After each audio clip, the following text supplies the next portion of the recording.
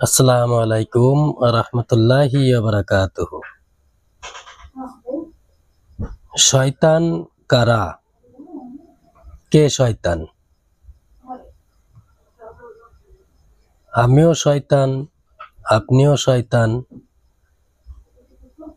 আমরা অধিকাংশ মানুষই শয়তান। তার প্রমাণ আমি আপনাদের সামনে আজকে তুলে ধরব। শয়তান কিভাবে হলো, কি কারণে সে শয়তানে পরিণত হলো, আজকে সে বিষয়ে সামান্য কিছু আলোচনা করব।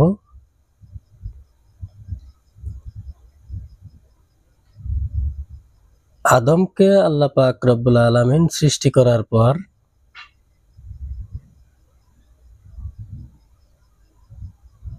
সকলকে আল্লাহ পাক রব্বুল আলামিনের সম্মানসূচক একটি সেজদা করতে বলা হলো।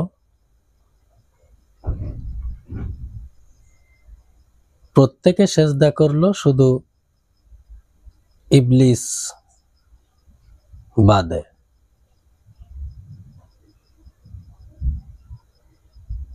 ইবলিস কি কারণে করলো না?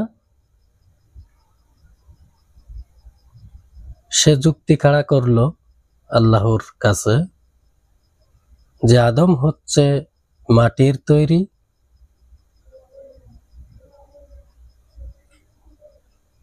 এজন্য আমি তাকে সেজদা করব না। আল্লাহর হুকুমকে অমান্য করলো এবং হিংসা আর অহংকার ইবলিসের উপর ভর করলো, যে কারণে ফেরেশতাদের মধ্য থেকেও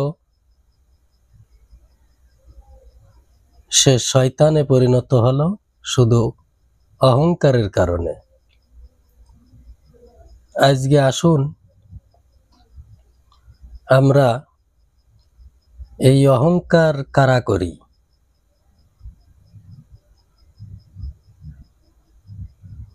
সাদা মানুষকে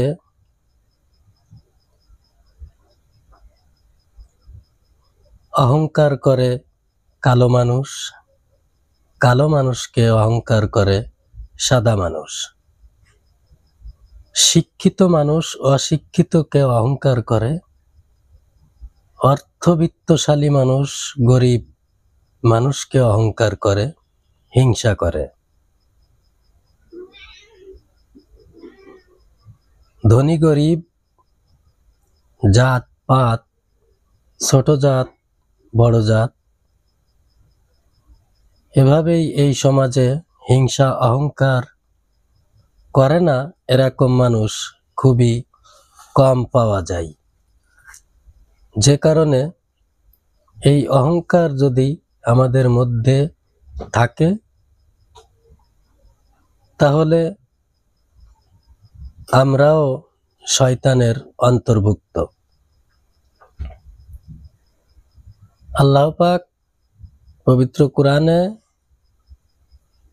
সূরা আল বাকারার 34 নম্বর আয়াতে উল্লেখ করেছেন কি কারণে শয়তান হলো, কি কি অহংকার করেছিল, আল্লাহর হুকুম অমান্য করেছিল।